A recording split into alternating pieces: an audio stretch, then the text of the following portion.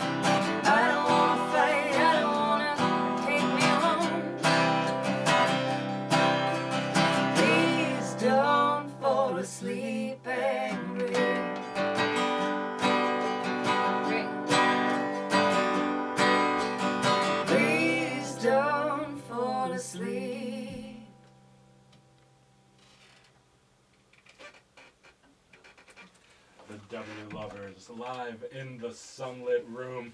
Oh, thanks so much for that, guys. That was a great song. I enjoyed that a lot. Thank you. It's nice to play the ones that we don't know all that well. Good to get them over. It's kind of like a little tightrope walking going on there. I can see the nervousness in your face. Am I going to screw this up? The great thing is, though, because it's a brand new song, most of us won't know. We'd never know if you made a mistake unless you told us. I think we did mostly pretty well. Fantastic. We played it perfect. See, that's it. That's all we know. All right, so let's go back to the very beginning. I know, Fleur, you are originally from New Zealand. Wesley, are you from the state of Washington originally? Yep. All right, From so Bothell. let's get the most basic of questions. How did you guys meet? I was coming through on tour in 2011, and I had done a quick tour through Canada, and then the rest of my tour was down the west coast of the States. And my grandparents live in Colorado, so I was coming through with the intention of finishing up there. But because I was coming across on a train, I didn't want to carry a bunch of stuff. Sure. So I rented an amplifier for my Canadian shows, and I got a guitar there as well. And when I came through to Seattle, I needed to buy a little amplifier to travel with me. And so Wesley sold me that amplifier, and I got a husband. I got a husband too. I'm a good salesman. I was going to say, is that financed as well? Have you been paying that out for a long time? Probably. 18% interest, baby. Yeah, Pay right. up. That's awesome. Now, when you guys first met, how long was it before you began performing together? It was actually a couple of years because the romance happened first, and playing music together wasn't even a part of the idea of us being together. It was just we have to be together. Right. So we had 3 days together. We had a Seattle day, a Portland day, and a Las Vegas day. Wesley flew out to see me on my solo tour, and kind of chased me around a little bit. By the end, I had to go home and quit my job and get rid of my life, so to speak, and figured out how I could come back here. So once I got back here, I think I was here on a 6-month visa, and we'd already started the paperwork for the fiancé visa at that time. But it really wasn't about playing music together. Although in that 6 months, I did record my last CD, Tales from the Dodge, here. And that was all part of the business visa that I was coming over on. Wesley played and sang on that record with me. Although the W Lovers didn't start until after we were married. We got married in 2013, and We started W Lovers officially in 2014. yeah, January. a year later. So when you first met Fleur, obviously you were working in a music store because you sold her the amplifier. But were you pursuing a career as a musician yourself, or was it more of a hobby and then you just liked working in the store? I was in bands since I was 15. It was always something I'd like to do, or aspired to do. But of course I was stuck in the grind of working retail. It's like a hamster wheel. It's tough to get out of sometimes. That was really tough to get out of. Now, how long after you met Fleur, how long did you know that you wanted this to be something more than just a partnership as far as musically? As you said, the romance did actually come first. So, but how soon did you know? It was in the back of our minds the whole time, I think, and it just kind of happened. Some people would say that people that get together, like from overseas, it would be a marriage of convenience. But I think it was more of the marriage was important to us, and the music was a music of convenience. Right. Does that make sense? Like, because we were both musicians and we were married, and we always wanted to be together. So what better way than to play it together? Right. So what was the impetus? I mean, you'd been together, you were married, you played together from time to time. At what point was it where you realized, we're pretty good together, not just on a personal level, but musically, we really mesh. We should probably try and form a band together. At what point did that thought process start? For me, I think it was when we were recording the last album, when we were in the studio together and the voices started coming together and all the layers started happening. Kind of a magic moment for me. How did you feel about that? No, exactly. When we were recording together, and we'd done some jamming at the studio that we were recording at, just separate to recording my CD. And we were playing kind of rocky kind of stuff, and it kind of wasn't going anywhere exactly. We were having a lot of fun, but I think Wesley had started playing mandolin and singing backing vocals for my solo stuff, and because he's a songwriter too, so neither of us wanted it to be, well, Wesley's my backup, because that sucks. So we wanted it to be an equal partnership between us both. So Wesley, your background was being in bands since you were 15. Fleur, you were more of a solo artist. Was it a difficult transition for you, the songwriting part, to have to be open to different ideas? No, actually, because I was actually, before I did the solo stuff, I was actually in a rock band back home in New Zealand. That's right. You told me about that last time you were here. Yeah, we played. That's right. It seems a lifetime ago for me. I was just watching a Twitch video last night, and it's so rock and roll. I'm like, who is that girl? She's so badass. And I'm so, you know, I'm so That's girly compared to how I was. Yeah, that old Fleur was a real rebel, man. And, you know, but so I had done a lot of co-writing with the guys in that band. Oh, okay. Originally, we had started as sort of all bringing our own songs to the band, but then a few years into it, we got to co-writing, and that's where the magic happened with our stuff. So when Wesley and I started co-writing together, there were a lot of arguments. It was really tough. It's difficult. It was really tough to get started because You have to take the relationship out of your work. I Right, mean, it's that work. was- I was going to ask You know, that. when Is we it go to difficult? perform, it's business. it's not. It's It's not hard. marriage. It's hard to draw that line and to know where it is and to not cross it, because, you know, in business you're going to upset one another a lot. Sure, And well, sure. same could be said for relationships, but you know, we have to figure out where the line is, and when we're writing together, it's heavy and it's hot. So you know. what is the harder thing to deal with? You know, getting on with your personal life when you've been arguing in the studio all day, or having to go on stage and play a live show together when you're kind of mad at each other because the I personal think it life depends is- on the show. Yeah, I suppose that's true. That's tough, and we've had that when Yeah. we're really mad at each other, and we have to go on stage and put our smiles on our Put faces. that We've done smile on. that. That is really tough. A But lot of times playing live makes everything better, and at the end of the water set, under the bridge. at the Go end back of the home set, to our we're son, and everything's good. the best Yeah. of friends again. Yeah, that's, you know, even for those of us that aren't musicians, there is no denying the therapeutic power of music, and I imagine when you're on a stage, giving and receiving that kind of feedback, whatever else was going on in the world is going to kind of melt away by the end of that Well, show. nothing else It has matters to. when you're singing. And as well, if you've got to play for 3 hours, you're pretty brain dead by the end of it. You know, Yeah, you've that's got true. 3 hours of music to try and remember, and so by the end, you can't even remember what the fight was about. So, That's right. At that point, it's like, we'll pick this up in the morning. And if you do, I'm you write a tired. song about it. yeah, So, there you go. exactly. That's the great thing about being a musician. There is no event in your life that you can't use in some way to get a song. Well, speaking of getting a song, how about you give us another one now? You want to do Love Me Forever? Yeah, All yeah, right. we got a fresh arrangement on this one, so. Cool. All right, 1, 2, 3, 4.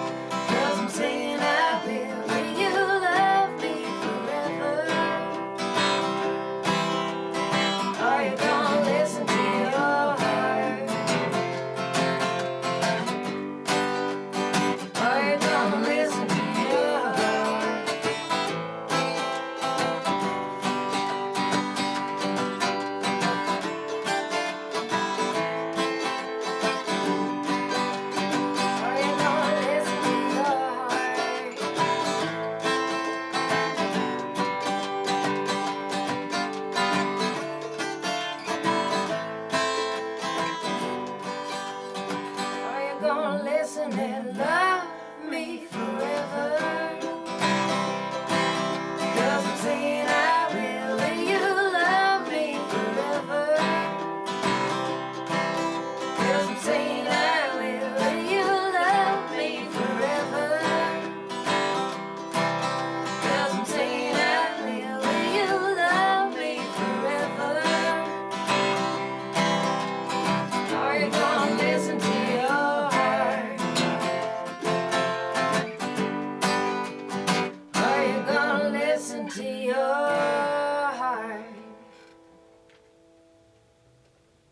The W Lovers performing live for you right here in the Sunlit Room. And if you like what you're hearing, this weekend, June 27th, they're going to be at Alexis Cafe in Bothell. They're going to be part of the huge 4th of July celebration at Lake Union Park. That's the Seafair celebration. Yeah, that's Part right. of that. So that should be a fantastic family outing there with some great music guaranteed. And then on July 13th, they'll be at the Rendezvous in Seattle.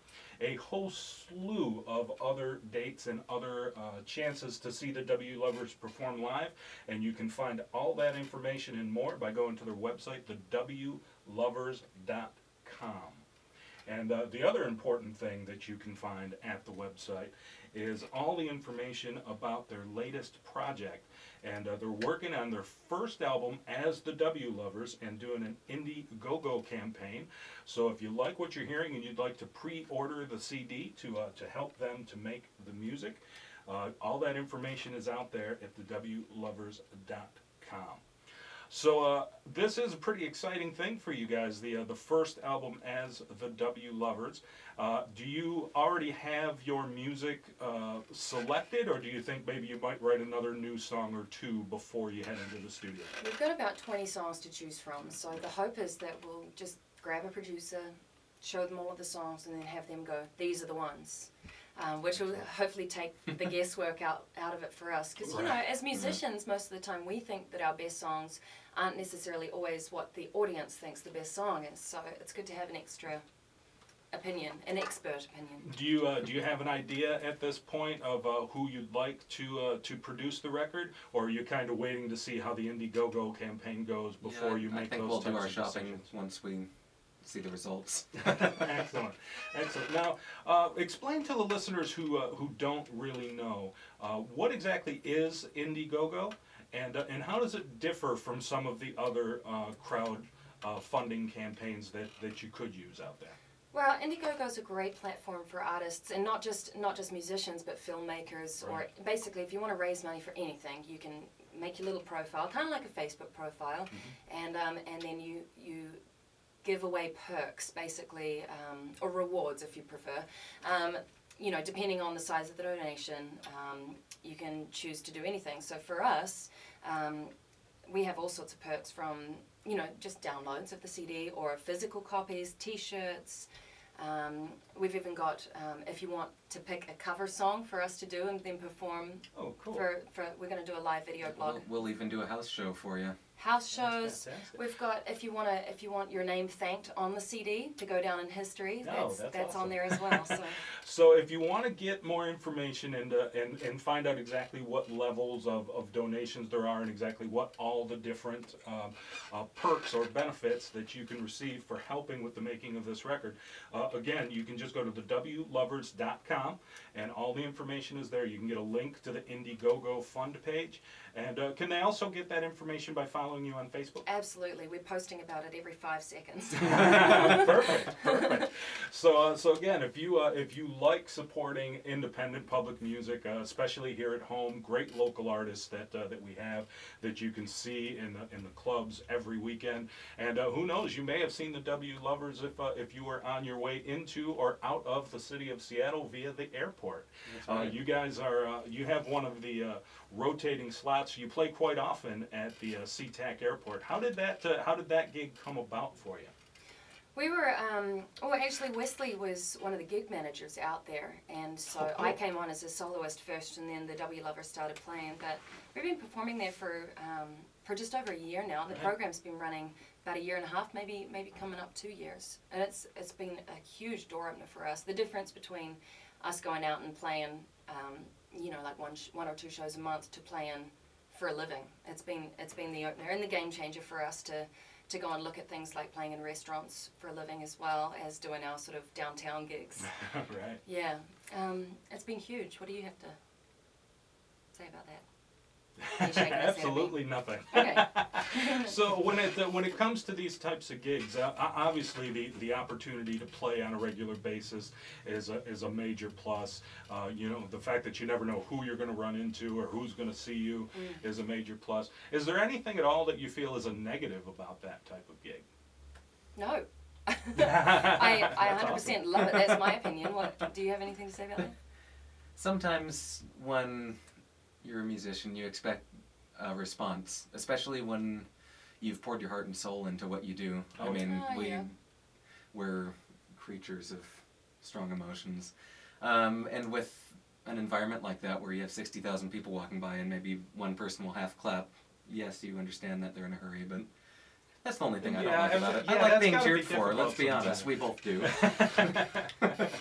Yeah, I suppose that's true. But you know, the one thing though, if you kind of spin it a little bit, you know, you'll know that if that one or two or three people that do stop and listen and applaud, you know, you really made a connection, and they're not going to forget you, because in the midst of all that chaos, if they stopped, there was a real connection. Yeah, it's nice. So that's some people will leave letters in your case on how you changed their day and such.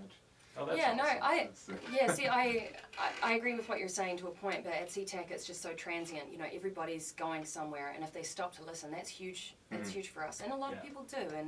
And I think Wesley might be down at CTAC in particular. There are a good 6 or 7 different locations, and some are better than others. Sure. So on some days you're going to get the huge crowd response because they're sitting down there eating their lunch, and sometimes you're in a hallway.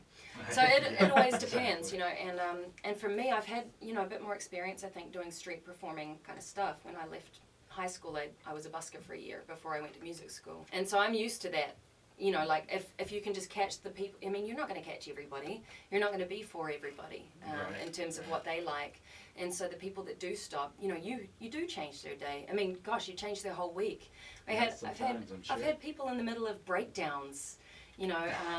I was playing a Angel by Sarah McLachlan. I was doing a cover song, and I had a lady, and this must have been about 2 months ago now, but she stopped to show me the text message, and she'd been crying. She'd been really going for it.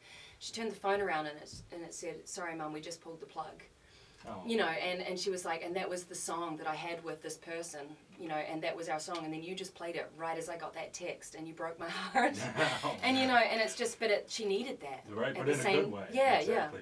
So my heart is breaking, and you're just lifting me up at the same time. So, you know, and that's kind of probably one of the more heartbreaky kind of stories. But you know, you have things where you are the calm in the crazy of their days. Sure. Now, getting back to the new record that you're going to be putting together, hopefully very soon, is it going to be just the two of you on the record, or do you think you might bring in some other musicians to play various parts? I have a few ideas as far as bringing other people in, but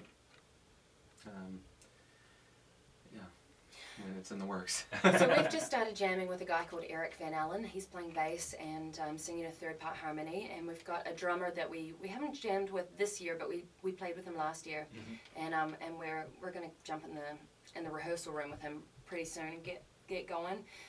But then there's other ideas, like Wesley already plays 3 different instruments. I want some fiddle on the record. He's got the mandolin here, but he also plays banjo and he plays slide guitar as well. It's just always a mission to drag all 3 instruments everywhere we go. I would if I could. So I think depending on working with a producer and trying to make the album cohesive, you know, all 10, 12 songs or whatever sound the same but different, I think we'll have all of those instruments. We'd love a little bit of fiddle. There's huge harmony going on in our stuff anyway with when we play with Eric, and I think in terms of where we're going anyway, now that we're playing live with Eric as a 3-piece rather than just the duo, the band is growing anyway. Sure. Sure.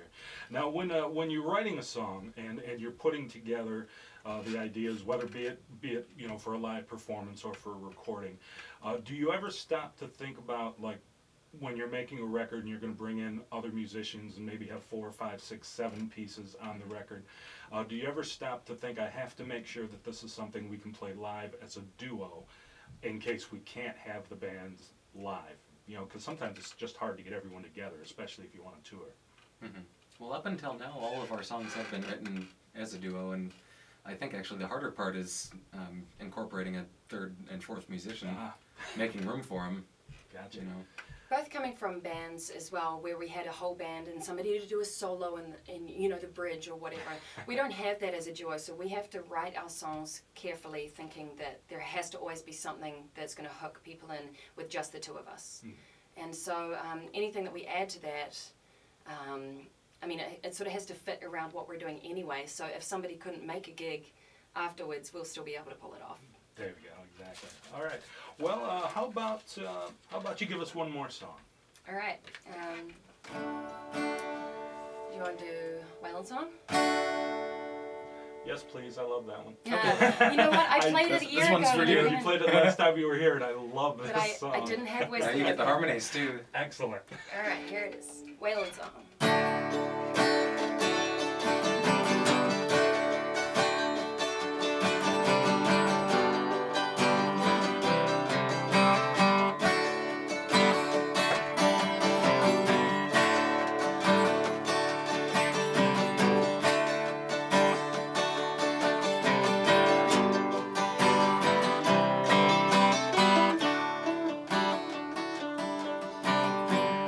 Where have all the hours gone to the wasted day?